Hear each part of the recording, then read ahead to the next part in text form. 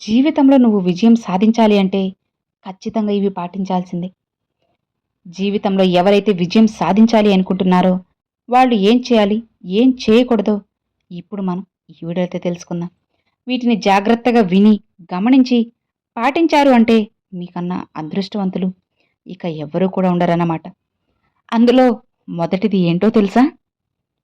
మీకున్న విలువైన సమయాన్ని మీరు సద్వినియోగం చేసుకోవాలి. అవును, విజయవంతమైన వ్యక్తులు ఎప్పుడూ కూడా సమయాన్ని గౌరవిస్తారు, ఉపయోగించుకుంటారు. ఒక్క క్షణం కూడా అస్సలు వృధా చేయరు. కాబట్టి మీరు కూడా మీ సమయాన్ని సద్వినియోగం చేసుకోండి. సమయపాలన, ప్రణాళిక, లక్ష్యాన్ని నిర్దేశించుకోవడం ఇలాంటి చిన్న చిన్న అలవాట్లు మీ విజయానికి సహాయపడతాయి. కాబట్టి సమయాన్ని ఎప్పుడూ కూడా వృధా చేయకుండా సద్వినియోగం చేసుకోండి.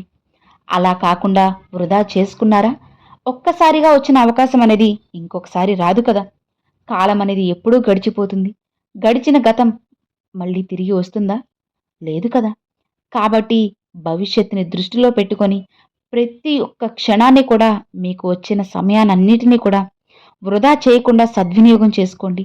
గతంలో ఏదో జరిగింది కదా అని చెప్పి పదే పదే అదే ఆలోచిస్తూ కూడా మీ జీవితాన్ని మీరే చేతులారా నాశనం చేసుకోకండి. మీ జీవితం సంతోషంగా, ఆనందంగా ఉండాలి అంటే ఎప్పటికప్పుడు మీ ప్రణాళికలు మీరు సిద్ధం చేసుకుంటూ ఉండాలి. అలానే మీ జీవితాన్ని మీరే మంచిగా చక్కదిద్దుకుంటూ ఉండాలి. మన జీవితం మనకే నచ్చుతుంది కానీ, మనకే ముఖ్యం కానీ ఇతరులకి ముఖ్యం కాదు కదా. వాడు ఎలా పోతే నాకెందుకు, ఆమె ఎలా పోతే నాకెందుకు అనే సమాజంలో మనం ఇప్పుడు బ్రతుకుతున్నాం. కాబట్టి ముందు మనల్ని మనం గౌరవించుకోవాలి. ముందు మనకి మనమే ఎక్కువ ఇంపార్టెన్స్ని ఇచ్చుకోవాలి. లేదంటే ఎవడో వచ్చి వస్తాడులే, ఎవరో వచ్చి చేస్తారులే అని చెప్పి అలానే కామ్గా కూర్చుంటే ఇక నీకు ఏది కూడా దొరకదు. అలానే నువ్వు కూడా ఏ గుర్తింపు లేకుండా అలానే ఉండిపోవలసి వస్తుంది. జాగ్రత్త. సమయాన్ని నీకు అనుగుణంగా, నీకు తగ్గట్లుగా ఉపయోగించుకున్నావు అంటే నీ జీవితం చాలా సంతోషంగా, అద్భుతంగా ఉంటుంది. ఇక అలానే రెండవది, తెలివైన నిర్ణయాలు తీసుకోవడం. అనవసరంగా గందరగోళంగా ఏదో బాధలోనో అనవసరమైన ఆలోచనలు చేసి నిర్ణయం తీసుకోకుండా కాస్త ఆలోచించి నిర్ణయం తీసుకోవాలి. తొందరపాటు నిర్ణయాలు నువ్వు తీసుకునే బదులు వాటిని జాగ్రత్తగా ఆలోచించి తెలివిగా నిర్ణయాలు తీసుకో. ఎందుకంటే ఆలోచించకుండా నువ్వు తీసుకునే నిర్ణయాలు ఎప్పటికైనా హాని కలిగిస్తాయి. కాబట్టి ఎప్పుడూ కూడా ఆలోచించి నిర్ణయం తీసుకో.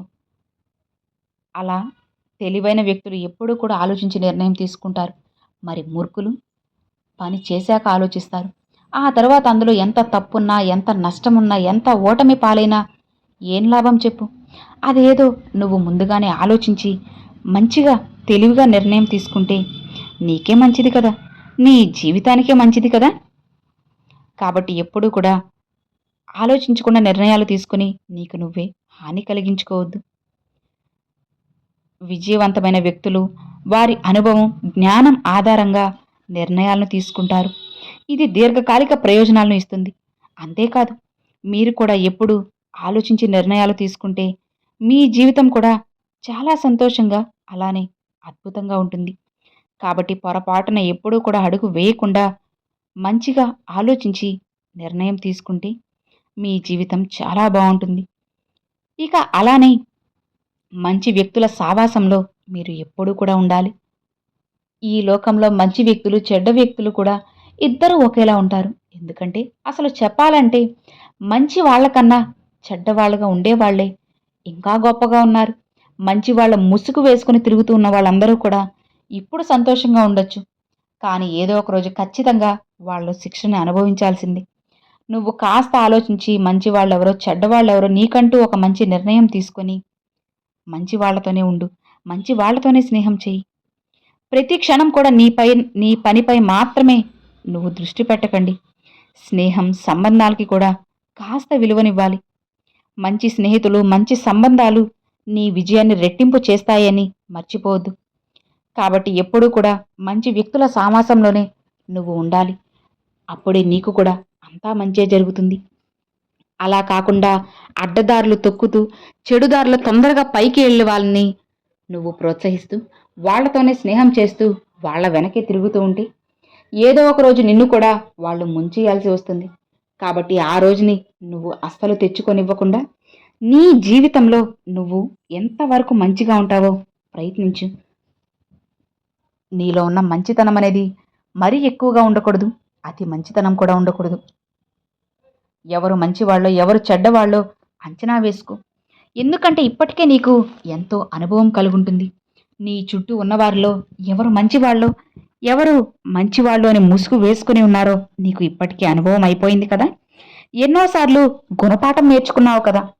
కాబట్టి ఇకనైనా మంచి నిర్ణయం తీసుకుని మంచి దారిలో నడిచావు అంటే జీవితం చాలా హాయిగా సంతోషంగా ఉంటుంది. ఇక చివరిది, అనవసరమైన ఖర్చులను నువ్వు నివారించుకోవాలి. సంపాదనకు మించి ఖర్చు అనేది ఉండకూడదు. అలానే అనవసరమైన ఖర్చుల్ని నువ్వు తగ్గించుకోవాలి.